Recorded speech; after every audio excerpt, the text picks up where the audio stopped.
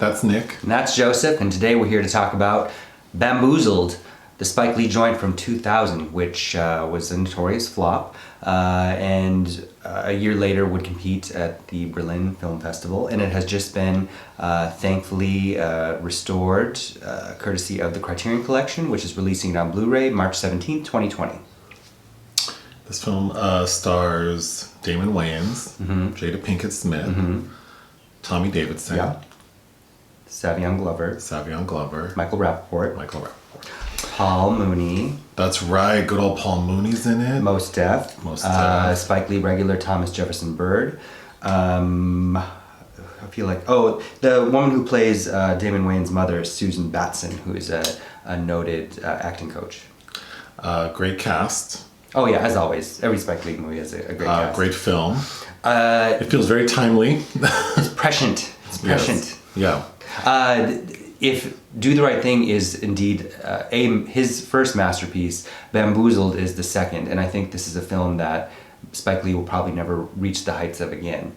The anger, the satire, it's on point. It's on point, yeah. It's on point. So the story revolves around Damon Wayans' character, Pierre Delacroix. Delacroix. He says Delacroix. He's renamed himself. His real name is Peerless Dothan.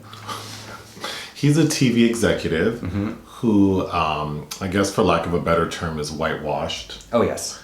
He speaks with a French accent, which even his own father, Paul Mooney, played by Paul Mooney, questions.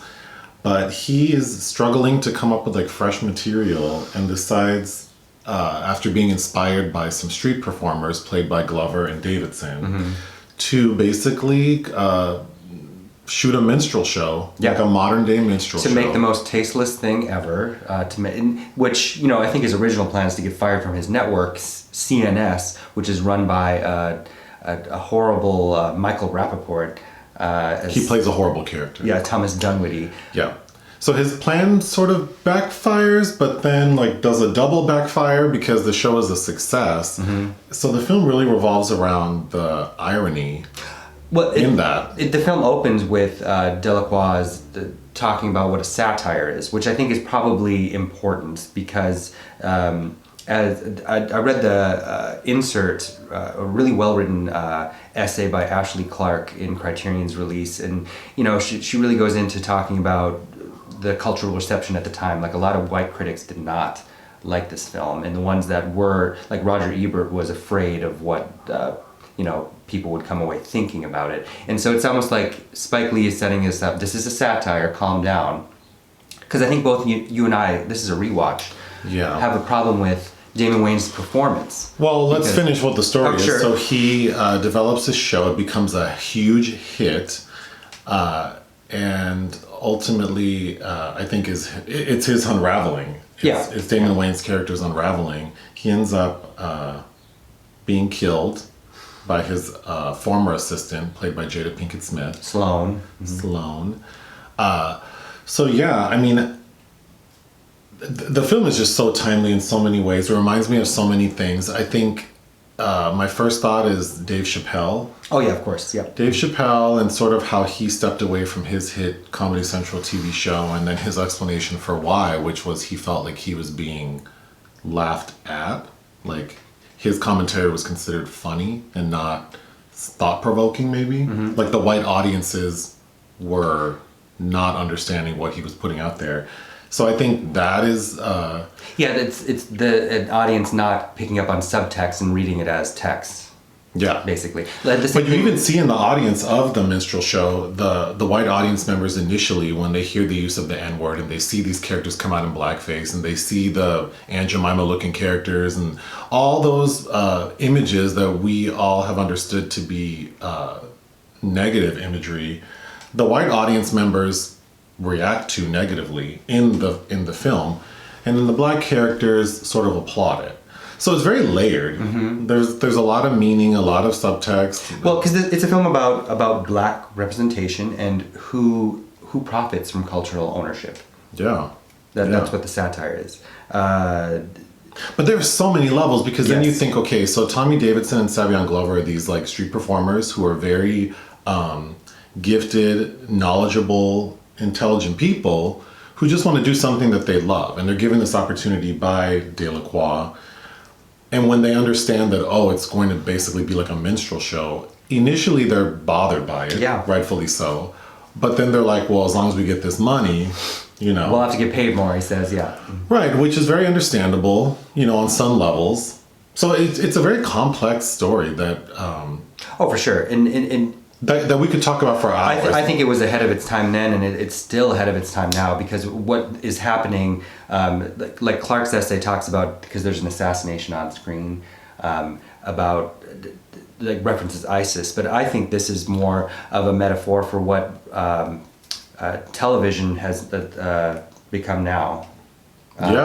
Like The Circle and what's the word? Reality television. Reality television. Yeah, like, and how people will sell their souls. Well, and then the ensuing murder of reputation via social media. Like that's what. Yeah, getting on a show and making yourself a villain, or in this film, you know, presenting yourself in such a negative way, really ruins your life, your potential, your potential, just for, like, in modern day times, just for like likes and follows and subscribers. So it's the vulnerable people that Delacroix is exploiting, you know, that they are further. It does nothing for them at the end of the day. We also talked about, like, Kanye West. Oh yeah, for sure. Yeah, like kind of this black man who sees himself outside of the pack, like the scene where Damon Wayans talks about how slavery ended 400 years ago, and he's corrected, and to realize that Kanye made a similar comment in 2018. But like, anyway, it's too good to be true. But anyway, we can't keep going on about that. So what works about this film? I love the way it's shot. Yeah, so Ellen Kuras, who was the DP on Summer of Sam, and I believe He Got Game, which we also just reviewed.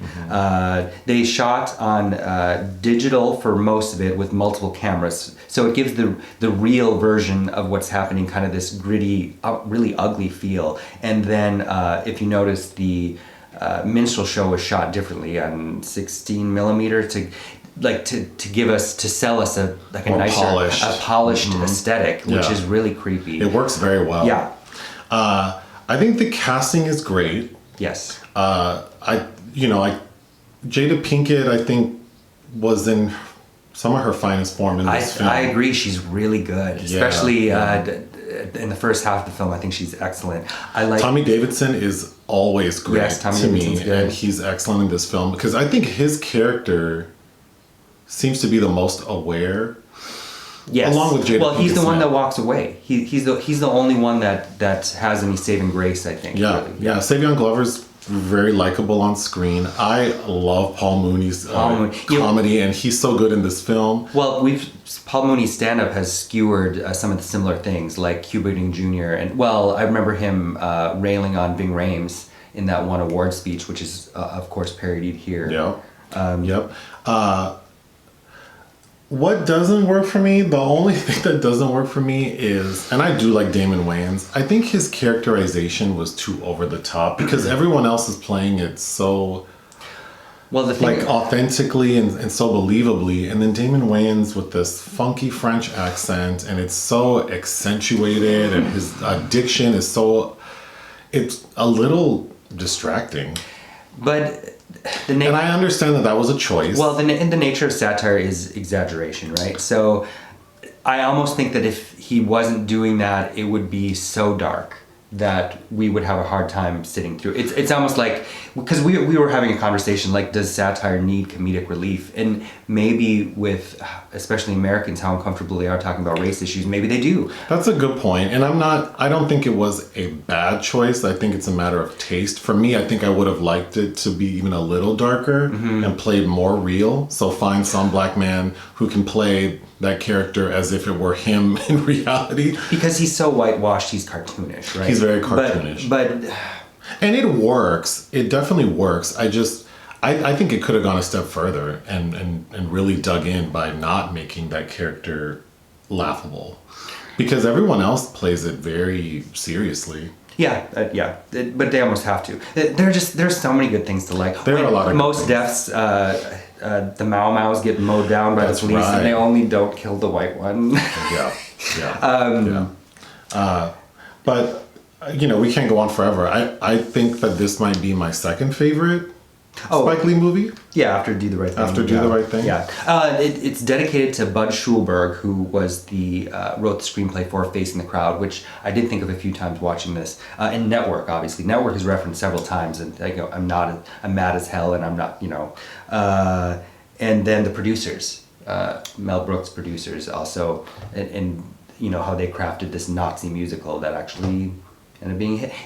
It's playing with all of those things, as many of Spike Lee's. Also, he's obviously an auteur that loves film, and there's always an homage, I think. But what would you give this film? 4.5 out of 5. I would give it 4 out of 5. And Criterion's 2K restoration, I would give 4 out of 5 as well. And there's a lot of things to like on the disc. There's a 2001 audio commentary track from Lee. There's a convo between Lee and film critic Ashley Clark, who also wrote the insert, which I recommend giving a read.